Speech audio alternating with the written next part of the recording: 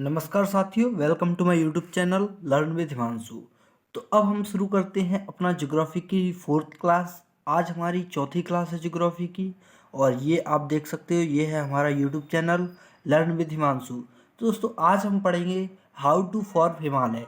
हिमालय का निर्माण किस तरह हुआ है, आज हम हिमालय के बारे में अध्ययन करेंगे।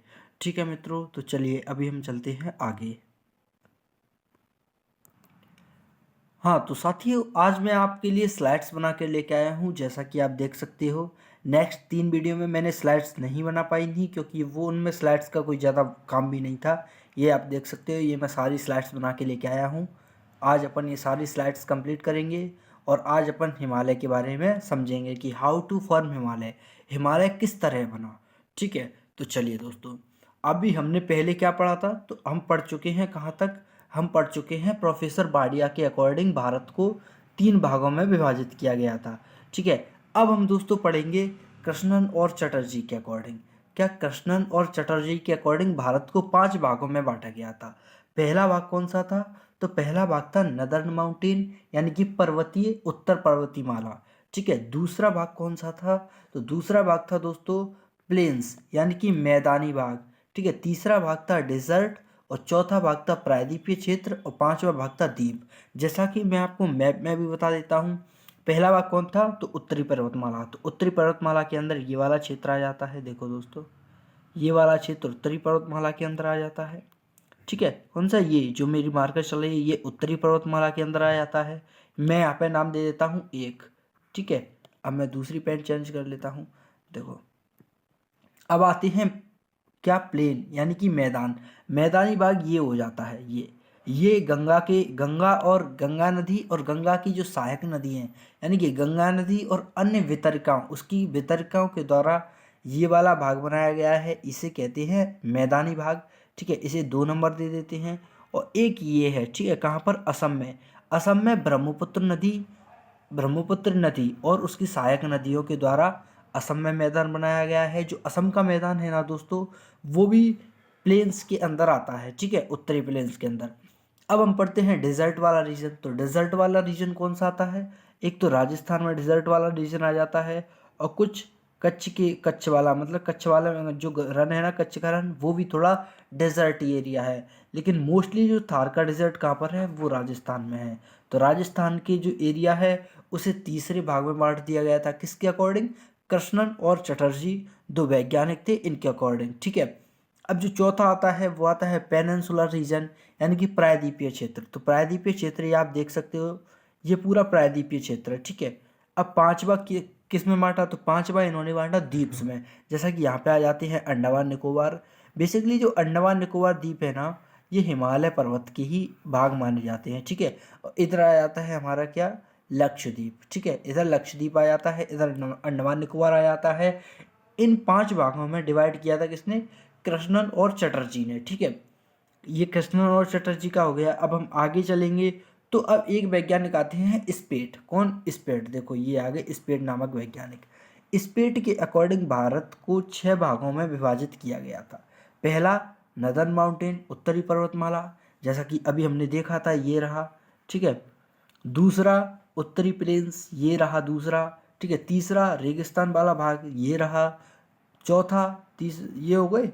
चौथा प्रायद्वीपीय क्षेत्र, प्रायद्वीपीय क्षेत्र ये हो गया, ये प्रायद्वीपीय क्षेत्र रहा। ठीक है, पांचवा कौन सा था, तो पांचवा द्वीप थे। द्वीप ये हो गए अंडमान निकोबार, ये हो गया लक्षद्वीप। ठीक है, ये द्वीपीय भाग हो गया। अब जो छठा इन्होंने बांटा, वो छठा बांटा इन्होंने तटीय मैदान। ठीक है, तो दोस्तों ये है अपना कौन सा, पूर्वी तट, और ये है अपना पश्चिमी तट। ठीक है, इन दोनों तटों पर क्या है, मैदानी भाग है। ठीक है, तो इसे इन्होंने कह दिया तटीय मैदान वाला क्षेत्र। ठीक है, तो ये किसके अकॉर्डिंग, स्पेट के अकॉर्डिंग भारत को 6 भागों में बांटा गया। अब अपन इन्हीं 6 भागों का क्या करेंगे, अध्ययन। तो पहला कौन सा है हमारा, पहला है उत्तरी पर्वतमाला। उत्तरी पर्वतमाला के अंदर हम किसका अध्ययन करेंगे, तो उत्तरी पर्वतमाला के अंदर हम अध्ययन करेंगे how to form Himalaya, Himalaya का निर्माण किस तरह से हुआ। ठीक है, तो अब हम हिमालय के बारे में चर्चा करते हैं। अब अपनी नेक्स्ट स्लाइड लेते हैं। तो जैसा कि मित्रों आप ये देख सकते हो, ये हिमालय रहा। ये मैंने आपके लिए यहाँ पे एक तस्वीर भी लगा दी हिमालय की। ये हमारा हिमालय है। ठीक है, हिमालय पर्वत के बारे में। हिमालय पर्वत दोस्तों क्या है बेसिकली, तो हिमालय पर्वत दोस्तों ये उत्तरी जो पर्वत है ना, उत्तरी पर्वतीय संकुल है ये एक, मतलब इसमें कई सारे पर्वतें हैं, पर्वतों का समूह माना जाता है हिमालय पर्वत। ठीक है, तो इसे क्या कहेंगे, इसे कहेंगे यह उत्तर पर्वतीय संकुल है। क्या ये उत्तर पर्वतीय संकुल, मतलब कि पर्वतों का समूह है क्या, हिमालय पर्वत। ठीक है, जो पर्वतों का समूह है। ठीक है, अब ये शुरू कहाँ से होता है, खत्म कहाँ पे होता है, तो पश्चिम में, कहाँ पर, पश्चिम में ये कुल्लुनशान, सुलेमान और सॉल्ट रेंज, जो कि कहाँ पर हैं, ये सारी हैं अफगानिस्तान में और पाकिस्तान में। ठीक है, कुल्लुनशान, सुलेमान और सॉल्ट रेंज कहाँ पर हैं, पाकिस्तान और अफगानिस्तान में। ये पश्चिम में पाकिस्तान और अफगानिस्तान तक फैला हुआ है, और पूर्व में ये कहाँ तक फैला हुआ है, तो पूर्व में ये फैला हुआ है पूर्वांचल हिमालय, जो कि अपन कहते हैं अरुणाचल प्रदेश वाला, और अराकान योमा, जो कि अपन म्यांमार तक फैला हुआ है। ठीक है, कहाँ तक, पूर्व में, यानी पश्चिम में पाकिस्तान अफगानिस्तान से लेकर पूर्व में कहाँ तक, तो दोस्तों पूर्व में अरुणाचल प्रदेश और अराकान योमा यानी कि म्यांमार तक फैला हुआ है क्या, हिमालय पर्वत। अब दोस्तों हिमालय पर्वत का निर्माण कब हुआ, तो हिमालय पर्वत का निर्माण 120 मिलियन वर्ष पहले शुरू हुआ था हिमालय का निर्माण। अब 120 मिलियन वर्ष पहले कौन सा युग था, तो 120 मिलियन वर्ष पहले क्रिटेशियस युग था। क्या, ये हिंदी में थोड़ा क्रिटेशियस लिखा है, लेकिन वो वैसे सही है क्रिटेशियस। क्या, क्रिटेशियस, क्रिटेशियस। अब ये क्वेश्चन बन जाता है कि हिमालय का निर्माण किस युग में हुआ, तो हिमालय का निर्माण हुआ क्रिटेशियस युग में। कब, क्रिटेशियस युग में हिमालय का निर्माण हुआ। अब ये भी हमसे पूछ लिया जाता है कि हिमालय का आकार किस टाइप का है, तो देखो अभी मैं आपको मैप में बताऊं, ये हमारा मैप है। अब हिमालय इस तरह फैला हुआ है, इस तरह। ठीक है, किस तरह, इस तरह। तो ये कैसा साइज हुआ, ये एक धनुष के आकार का साइज हुआ ना, यहाँ पे एक रस्सी लगा देंगे तो ये धनुष हो गया, ये यहाँ पे इसमें एक हमने एरो लगा दिया, हो गया, यानी ये एक धनुष। तो हिमालय का आकार धनुषाकार है। कैसा, धनुषाकार, यानी कि हिमालय बो शेप का है। कैसा, बो शेप का है हिमालय। ठीक है, अभी दोस्तों मैं आपको ये भी बताऊंगा कि हिमालय का निर्माण किस तरह हुआ है। ठीक है, अभी अपन आगे पढ़ेंगे। देखो कई सिद्धांत आए हैं, उन सिद्धांतों पर भी चर्चा करेंगे।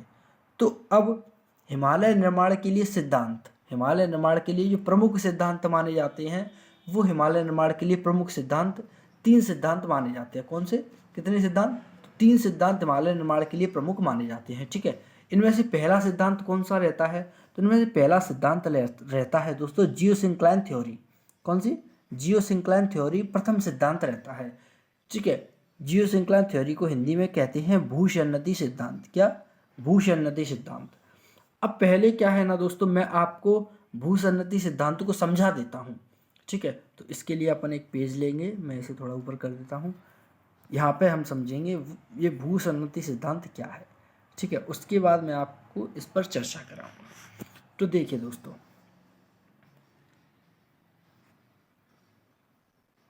अभी अपन समझ रहे हैं भूसन्नति सिद्धांत क्या है।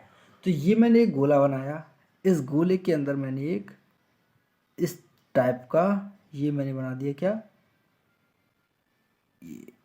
ये मैंने बना दिया दोस्तों पेंजिया। क्या, इसे अपन ने नाम दिया पेंजिया। क्या नाम दिया, इसे अपन ने नाम दिया पेंजिया। ठीक है, इसका नाम हमने क्या दिया, पेंजिया।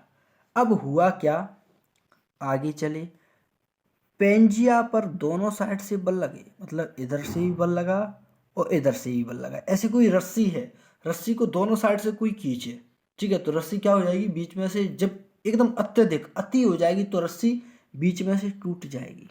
ठीक है, इस जगह से रस्सी टूट जाएगी। इसी तरह पेंजिया पर इधर से और इधर से किस तरह विपरीत बल लगे। ठीक है, विपरीत बल लगे जब काय पर, पेंजिया पर, तो पेंजिया टूट गया 2 भागों में। अब पेंजिया किस तरह टूटा 2 भागों में, तो देखिए पेंजिया 2 भागों में इस तरह टूटा। मैं यहाँ पर बना देता हूँ, आपका कोई टेंशन मत लीजिए। पेंजिया 2 भागों में इस तरह टूटा। ठीक है, चलिए इस तरह, ये पेंजिया हमारा, ये पेंजिया इस तरह 2 भागों में टूटा। अब जब पेंजिया 2 भागों में टूटा तो ये बीच में यहाँ पर जल भर गया, क्या, पानी। ठीक है, तो इस बीच वाले भाग को क्या कह दिया गया, इसे कह दिया गया टेथिस सागर। क्या कह दिया गया, टेथिस सागर। इसे क्या कह दिया गया, इसे कह दिया गया दोस्तों टेथिस सागर। ठीक है, ये पेंजिया था, पेंजिया पर विपरीत बल लगे, ये पेंजिया था, जब पेंजिया पर विपरीत बल लगे तो पेंजिया दो भागों में टूटा। ये भाग कहलाया उत्तरी भाग। क्या, उत्तरी भाग। उत्तरी भाग को कहा गया क्या, उत्तरी भाग को अंगारा लैंड कहा गया। क्या, अंगारा लैंड। ठीक है, उत्तरी भाग को अंगारा लैंड कहा गया।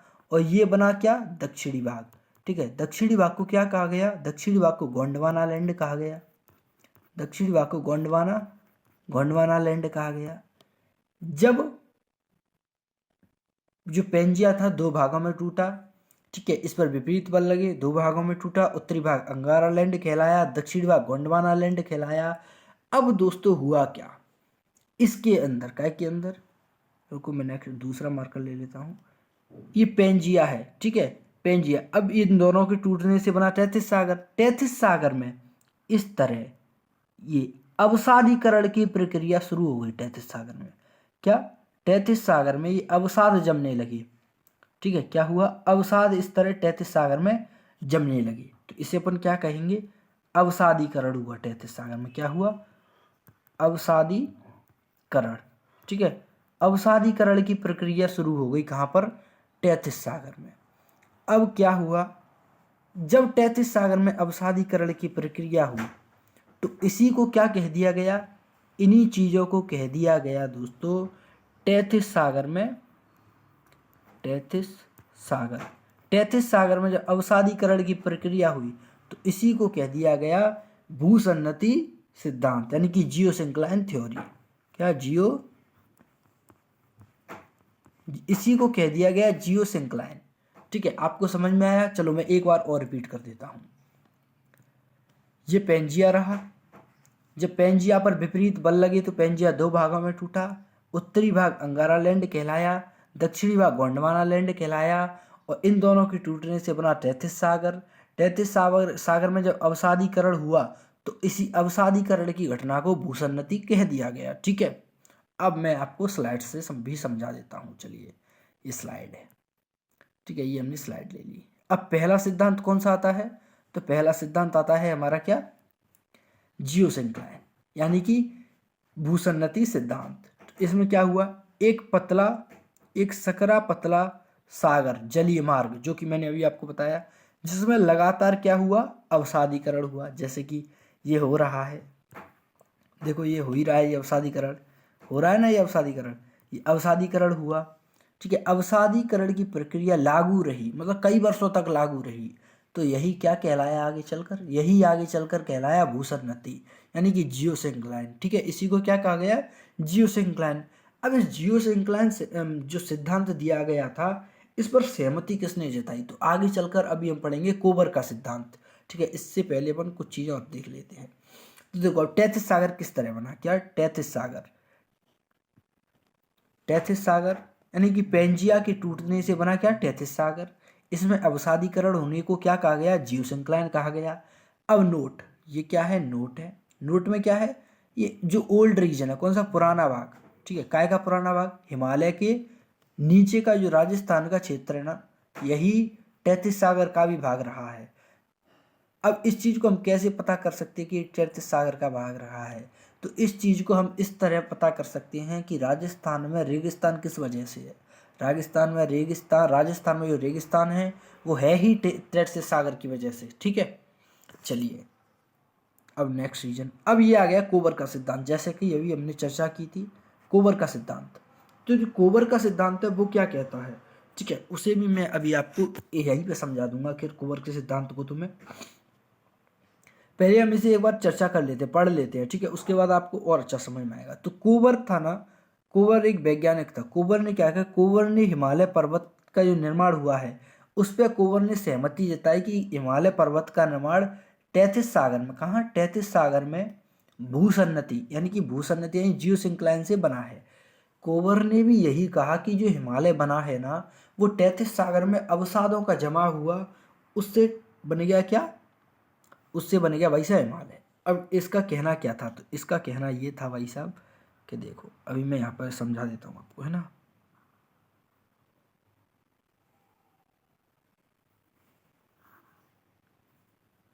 ये रहा तैथिस सागर, ये इसमें ही पानी भर दिया मैंने, ठीक है। ये क्या है, तो ये है हमारा तैथिस सागर। क्या है ये, तैथिस सागर, ठीक है।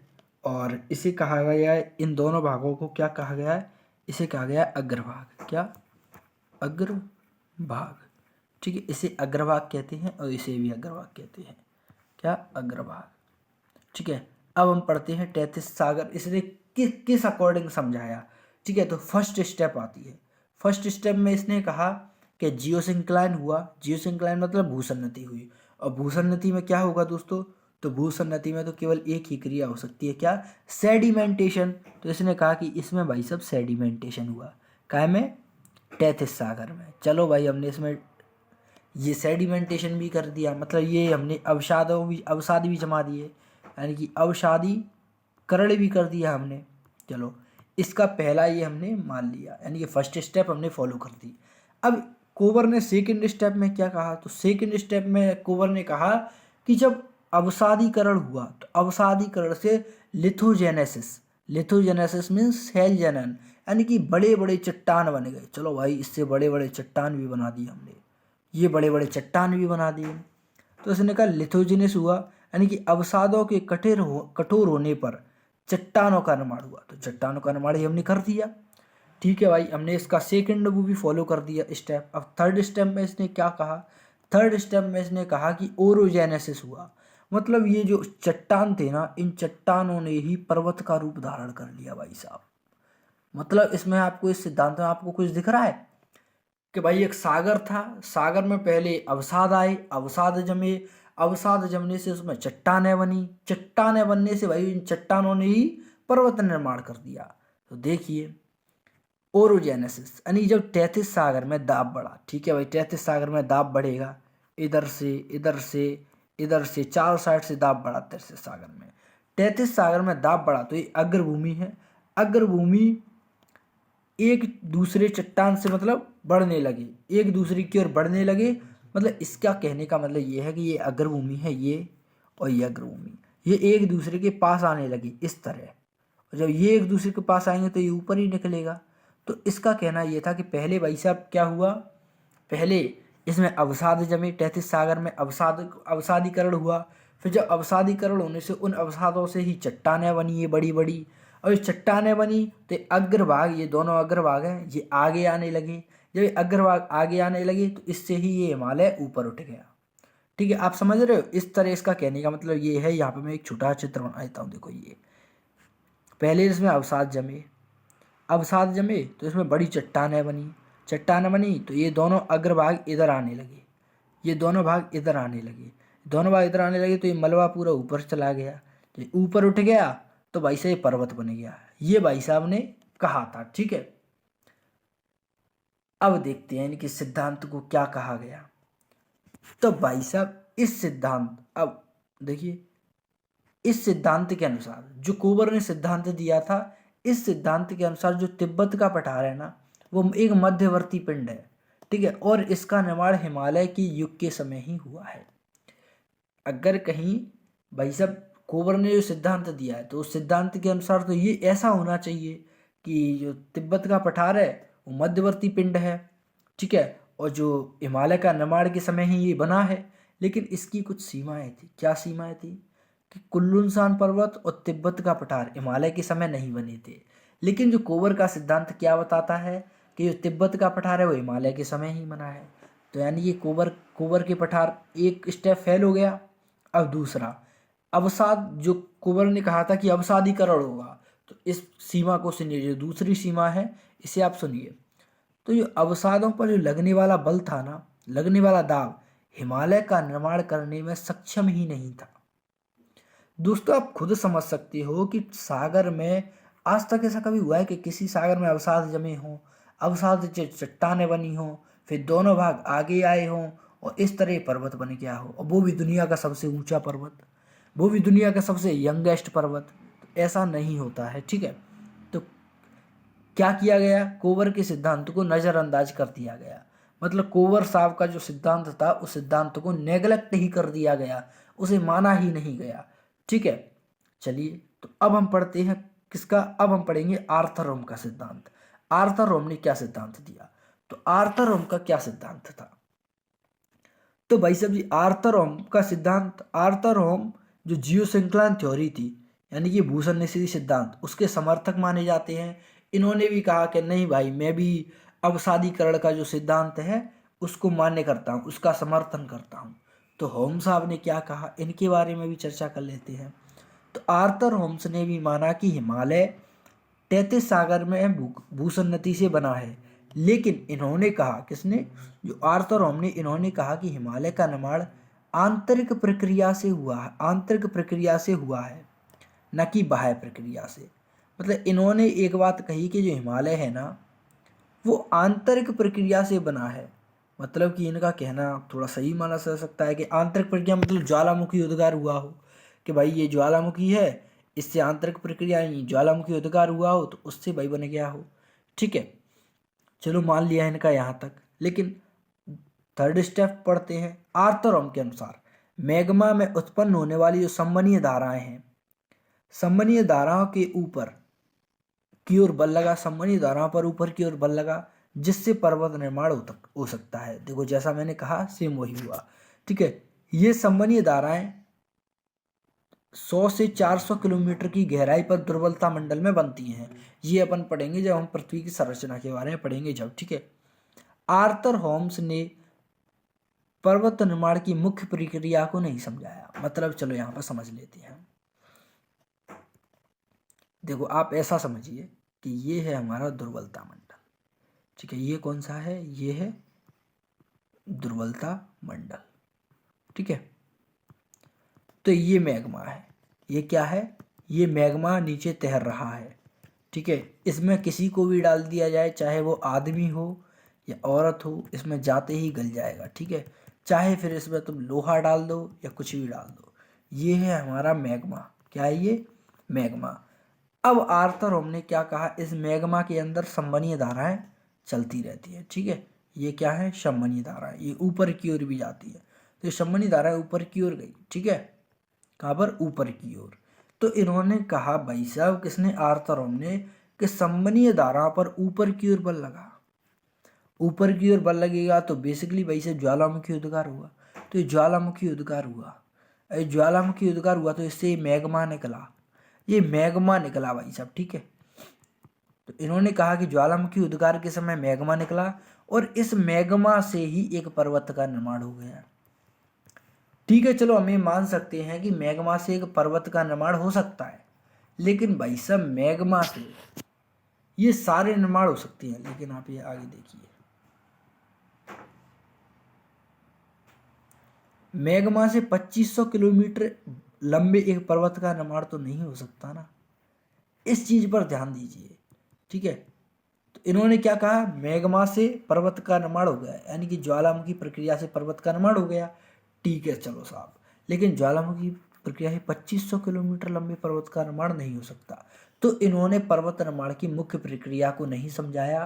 तो जो हमारे आर्थर होम्स साहब थे, आर्थर होम्स साहब का सिद्धांत भी नज़रअंदाज कर दिया गया। अब हम नेक्स्ट वीडियो में पढ़ेंगे दोस्तों प्लेट टेक्टोनिक थ्योरी, जो कि सर्वमान्य सिद्धांत माना जाता है हिमालय पर्वत के निर्माण का। तो धन्यवाद मित्रों, अगर कहीं आपको वीडियो अच्छी लगे तो लाइक, सब्सक्राइब और शेयर करें। धन्यवाद।